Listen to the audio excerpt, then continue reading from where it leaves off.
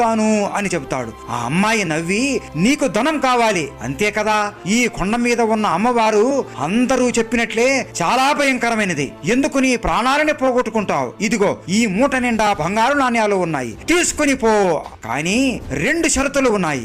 1, నేను ధనం నీకు ఇచ్చినట్లు ఎవరికీ చెప్పకూడదు. 2వది, ఈ మూట తీసుకుని క్రిందికి వెళ్లే సమయంలో అస్సలు వెనక్కి తిరిగి చూడకూడదు, చూస్తే మాత్రం నువ్వు ఒక కొండలాగా మారిపోతావు అని చెప్పి వెళ్ళిపోతుంది. ఓ సరే అని ఆ మూటని తీసుకుని కిందికి వెళుతుండగా ఎవరో వెనకాల నుండి పిలిచినట్లు వినపడుతుంది.